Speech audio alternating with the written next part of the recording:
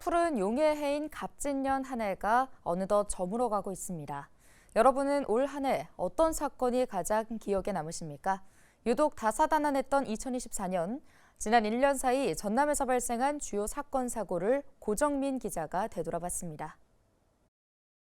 한 남성이 외국인 근로자의 머리채를 잡아 끌고 갑니다. 누군가 여권을 빼앗거나 현금을 받아 챙깁니다. 일자리를 소개해준 일명 브로커의 소행입니다. 올해 초 전남은 외국인 근로자 인권 침해로 얼룩졌고 본격적인 진상규명이 시작됐습니다. 바다에선 밀항을 시도하던 일당이 적발됐습니다. 가상자산 시세를 조작해 경찰에 쫓기던 40대가 중국으로 밀항을 시도하다 해경이 붙잡은 겁니다.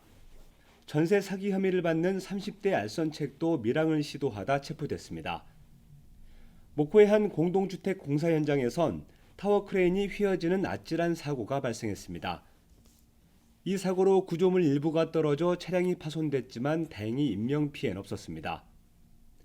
해당 크레인은 중국에서 제조한 것으로 과거 리콜 조치가 있었던 것으로 알려졌습니다. 22대 총선이 치러진 4월엔 후보들의 경쟁이 과열되면서 고소고발로 얼룩졌습니다. 특히 민주당 경선 과정에서 흑색 선전이나 비방이 난무했습니다. 경찰은 69건, 105명에 대한 조사를 벌였고 현직 국회의원 4명은 수사를 받거나 재판에 넘겨진 상황입니다. 올해 4월 16일은 세월호 참사가 발생한 지 꼬박 10년째 되는 날. 참사 10주기를 맞아 진도항 일대는 물론 전남 지역 곳곳에서 추모 행렬이 이어졌습니다. 시민들은 보다 안전한 사회를 만들기 위해 모두 노력하자고 다짐했습니다. 목포에선 10대 지적장애인을 바다에 빠뜨려 숨지게 한 사건이 발생해 충격을 안겨줬습니다. 지적장애인의 가위바위보 유형을 미리 간파한 뒤 내기를 제안해 바다에 빠뜨린 겁니다. 이들은 20대 남성과 10대 남녀 2명. 1심 법원은 20대 남성에 대해 징역 4년을 선고했습니다. 순천에선 도심 한복판에서 살인사건이 발생했습니다. 30대 박대성이 10대 여성을 뒤쫓다가 흉기를 휘둘러 살해한 겁니다. 박 씨는 진술에서 당시 기억이 없다고 답변해 공분을 샀고 검찰은 재판에 넘겨진 박 씨에게 사형을 구형했습니다. 무안 오룡 신도시에선 신축 아파트 부실 시공 논란이 불거졌습니다. 대형 건설사가 지은 700여 세대 규모의 아파트에서 외벽이 휘거나 벽면이 비틀어져 항의가 빗발친 겁니다.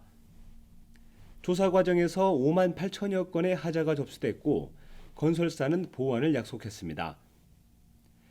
전남은 가을에 집중호우가 쏟아지면서 비 피해도 속출했습니다. 주택과 농작물이 물에 잠겼고 하천과 도로가 유실되면서 298억 원 규모의 재산 피해를 입었습니다. 12월 3일 밤 대통령의 긴급담화는 온 국민을 충격에 빠뜨렸습니다.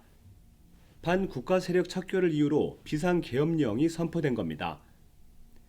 늦은 밤 국회가 비상계엄령을 해제했지만 국민들은 놀란 가슴을 쓸어내려야 했습니다.